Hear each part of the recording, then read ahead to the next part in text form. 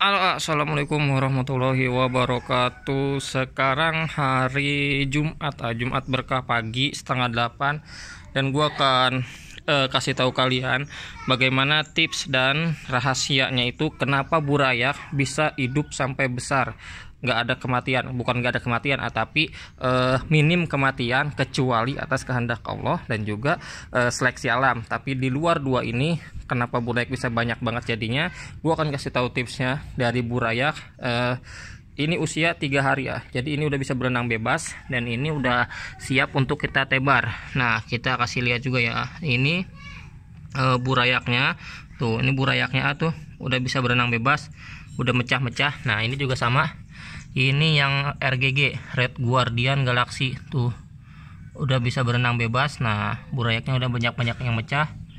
Alhamdulillah anakannya banyak, Kak. Nah, gua akan kasih tips juga nih.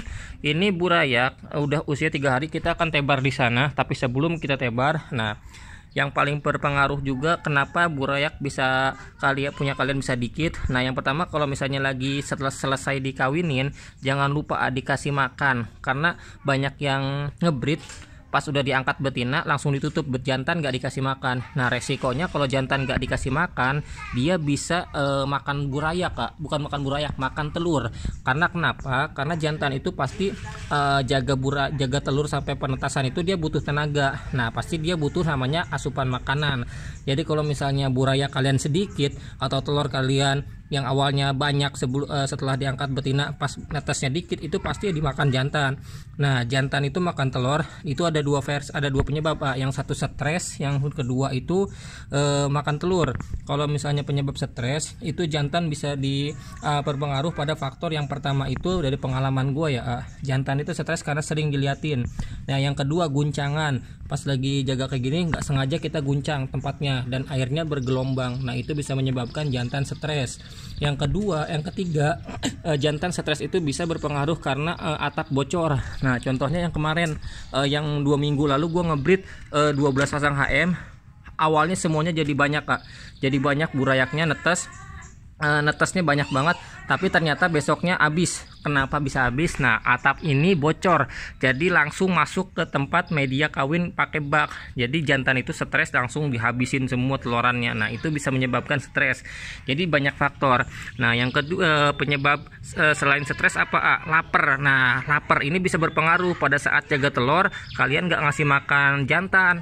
Nah, jangan lupa kalau misalnya pas lagi diangkat betina, kalian harus ngasih makan jantannya itu pakai cacing sutra. Nah, ini contohnya nih tuh. Jadi setelah betina diangkat langsung kasih makan cacing sutra aja, banyakin nggak apa-apa. Nah, cacingnya ini dia bagus makanin kotoran di dasar, dan gitu jantan itu tinggal kalau lapar tinggal makan aja, jadi dia nggak ngerusak air kalau cacing sutra. Nah, ini bagus nih buat jaga telur sampai penetasan. Nah, setelah usia 3 hari kita akan tebar di sini.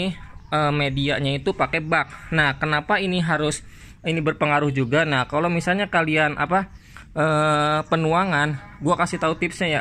Sebelum penuangan, 1 hari sebelum penuangan, kita jangan lupa kasih yang namanya itu kutu air. Misalnya sekarang Jumat gua tebar, nah Kamisnya itu gua udah kasih kutu air. Nah, kutu airnya itu dia mecah-mecah di hari Jumat yang kecil-kecil. Nah, yang dimakan sama usia 4 hari itu akan yang dimakan itu yang kecil-kecilnya. Kalau burayak usia 3 hari sampai 4-5 hari rata-rata dia nggak makan. Kenapa? Karena masih ada cadangan makanan di bawah perutnya. Kalau misalnya kalian ingat itu arwana itu kalau misalnya selesai netes itu dia ada gendong telur. Nah, gendong telur itu dia masih ada cadangan makanan. Nah, sama burayak juga, burayak cupang juga. Kalau misalnya setelah netes dia masih ada cadangan makanannya, tapi setelah 4 atau 5 hari dia butuh yang namanya makanan. Nah, paling bagus itu makanannya cuma 2, Artemia, kutu air. Kalau di sini full kutu air, nggak pakai Artemia. Kenapa? Mahal. Artemia itu mahal, jadi itu khusus elit lah. Kalau gue sendiri kutu air aja. Nah, hari Jumat ini kita akan tebar, masukin di sini. Jadi 1 hari sebelum ditebar ini kutu airnya udah kita siapin. Nah, ini yang lebih kecil-kecil tuh nih. Nah, ini yang mecah-mecah kecil-kecil tuh. Nah, bisa dilihat ya nih, ini ada kutu airnya tuh dipinggirin. Nah, ini yang dimakan sama burayak nanti usia 5 hari. Nah, Jumat ini burayak kita tebar di sini usia 3 hari. Jadi nggak dikasih makan dulu sampai 2 hari. Jadi Jumat ditebar, Sabtu nggak dikasih makan, Minggu nggak dikasih makan. Dikasih makannya di hari Senin. Jadi setelah ditebar 2 hari nggak dikasih makan karena di sini udah ada cadangan makanan dan di perutnya juga udah ada cadangan makanan. Nanti hari Senin dikasih kutu air seuprit segini aja karena nggak terlalu banyak dia butuhnya. Paling 1 ekor tuh 1 kutu air, jadi nggak butuh banyak. Jadi jangan sampai over kebanyakan ngasih kutu airnya, itu juga bisa berpengaruh burayak juga mati.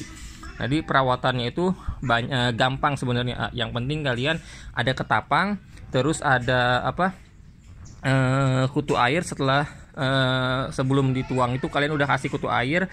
Terus kalau misalnya udah dituang jangan dikasih makan 2 hari kalau gua. Nanti kalau udah H+3 baru dikasih makan burayaknya, tapi sedikit-sedikit sampai usia 2 minggu. Nanti porsinya ditambahin lagi kalau udah 2 minggu. Jadi burayak kalian udah pastikan nanti bakalan banyak, sehat semua, nggak ada kematian. Yang penting cara yang tadi itu sama dengan yang gua lakuin. Nah, semoga bermanfaat. Yang burayaknya sering mati, yang burayaknya sering panennya sedikit-sedikit, nah bisa dicoba tips yang seperti ini. Kalau ada manfaatnya ambil, kalau ada buruknya buang. Jadi terima kasih banyak yang udah tonton. Sehat-sehat buat kalian semuanya. Wassalamualaikum warahmatullahi wabarakatuh. Jangan lupa subscribe.